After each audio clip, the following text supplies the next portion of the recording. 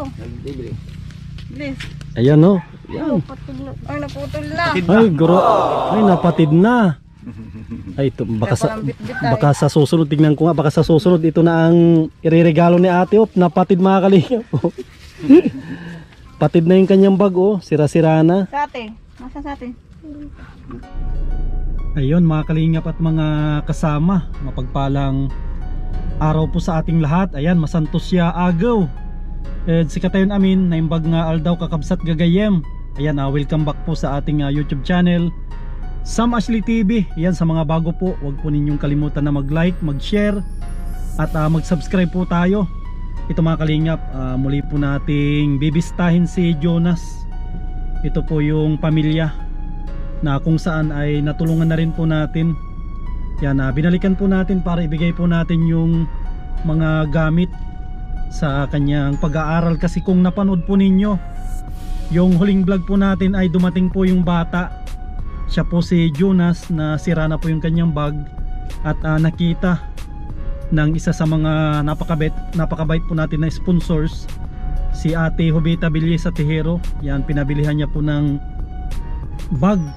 Tapos kumpleto na po yun, mga gamit sa school. Tara mga kalingap, puntahan na po natin para maibigay po natin yung regalo at pagmamahal ni Ate Jovita. Tara.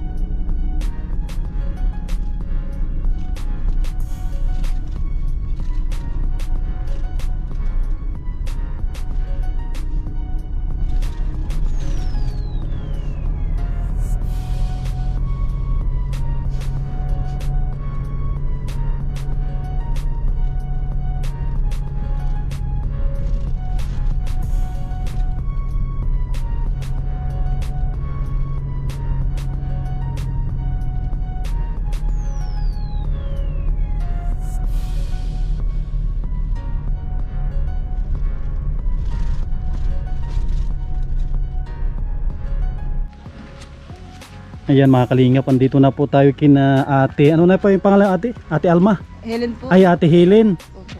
Yan, grabing init mga kalingap. Dito po tayo. Yan, pasok po tayo sa loob kasi matindi. Ay, Matindi po yung init.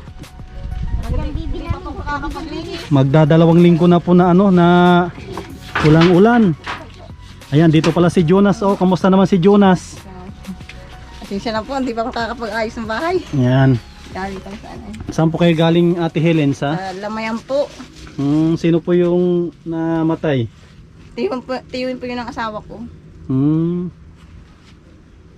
Kamusta naman po kayo dito? Ayos mo lang po. Kakaraos po. Kaya yung bahay ko. Okay lang. Okay lang po. Wala namang problema po dyan. Yan. Daming kalat. Kamusta naman po yung hanap buhay po ninyo? Ayos mo po. Tuloy-tuloy pa rin. Kahit puwet yung asawa ko ay nagtrabaho pa rin. Bumalik sa ano, sa... Pagpapainanti po. Nagpapainanti? Ba't yung sa ano, sa nyug? Paglalagas po. Ano po yung isang bis, isang buwan lang po yung nalagas. Ngayon nagpapainanti sa truck. Opo. Kaninong kwan po yun? Kaninong truck po yun? Diyan po sa San Antonio. Kay kilalang amo nun. Magkano naman yung... Arawan ba yun o por biyahe? Por biyahe po. Magkano naman po yung por biyahe niya? Depende po sa ano nila. Bisa na yung nakakadalawang biyahe sila. Dalawa sila, di maghahati sa 500. Sa ano, 500 na isang biyahe. Opo. Maghahati. Pag dalawa, di 250 sila. Mhm. Siguro nakakadalawa sa isang araw, di pwede na rin siguro. Opo, 500 na. Kayo naman ate, ano yung pinagkakaabalan din po ninyo? Wala po, tambay.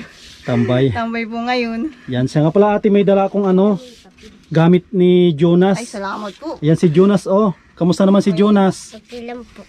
Asan na yung bag mo na ano, na kapatid? Sinunog na po. Sinunog na. Paano yan, may gagamitin ka? Wala. Wala kang gagamitin. Meron po. Saan? Meron po sa bahay. Baka sira-sira na siguro yon. O luma na. Luma na rin po. Yan, ito pala mga kalinga po, may pinabili si Ate Jovita. Ay, Yan no, Jonas, oh. sakto, mapasukan na. Yan, para mayroon kang bag, tapos may damit ka, wala. Dati pa rin po. Ay, dati pa rin yan, no?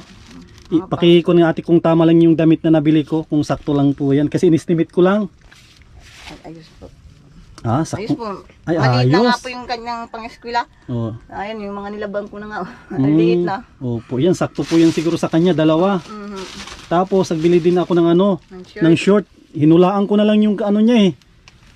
Kung sakto lang sa kanya o maluwang. Parang maluwang ata sa kanya. Kung maluwang ay Pwede na po itong tay-tayan. ay tahian ng konti siguro. Lagyan ng, kuya, lagyan ng tradibly. Tapos nagbili din po ako ng kanyang ano, yan o, Jonas o Crayola. Tapos mayroon din siyang ano, kompleto po yan, mga notebook, mga pantasar.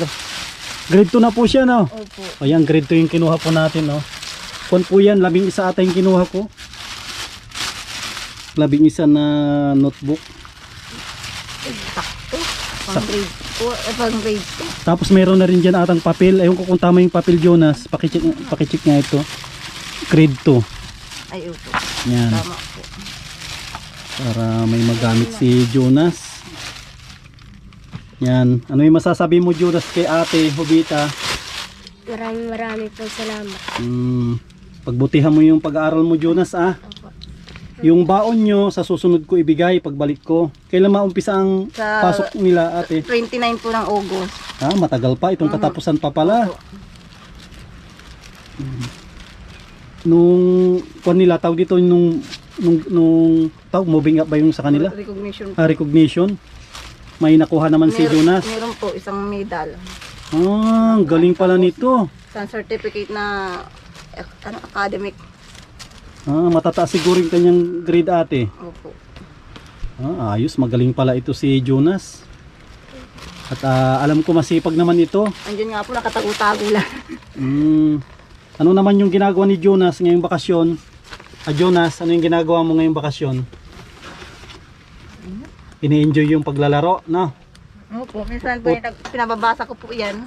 Baka makalimot ay. Importante kasi kung para ano sila pagdating ng pasukan ay hindi makalimutan yung pagbabasa. Yan, tapos may dala din po akong ito bigas. Yan, kun po ito, 10 kilo. Yan, madalian kasi. Yan, tapos may grocery pa ate, yan doon sa sasakyan ko, kunin ko lang po. Saglit lang. Ayan mga kalingap, ito po yung dala natin na grocery. Yan, para may pandagdag po. Ito po yung mga nakuha niya. Yan yung grocery mga kalingap po. Ito yung nakuha ni Jonas. Ayun, galing naman. Grabe oh. Ating picture mo ay Ito yung mga nakuha niya sa ikaw school. picturean. Ay, grabe, ang ganda. Galing pala ni... ito pala yung kanyang pangalan, Adrian Jonas Ladia. Grabe oh. Galing ng bata na ito. Ang dami niyang nakuha. Yan po oh. Galing ni Jonas Mas lalo mo pang galingan, Jonas, na pag-aral mo. Yan no. Mainit. Kaya pawisan na po Grabe, sa sir. Okay lang po. pawis. Yan no. Dami niya nakuha. Opo. Yan, congrats kay Jonas oh. Yan, hawakan mo balong. Hawakan mo yung medal mo, pipicturean kita. Pawisan na. Pawisan na. Okay lang, may pampalit naman po ako doon. Nagdadala ako na 5 damit. Atras ka ng konti, balong. Ayan, salamat. Yung mga kalinga po, ang dami niyang nakuha. Kaya deserve niya talagang mabilihan ng gamit. Yan para mas lalo pa niyang pagigihan yung kanyang pag-aaral. Tapos kung sila pala mga kalingap, libre yung kanilang baon galing kay ate. Ang kanilang baong ate ibibigay ko sa katapusan. Opo. Bali kung ilan sila nag-aaral, 2, 3. Tatlo po yan. Ay 3. 3 po silang sinusuportahan ni ate ng ng buwanan na baon.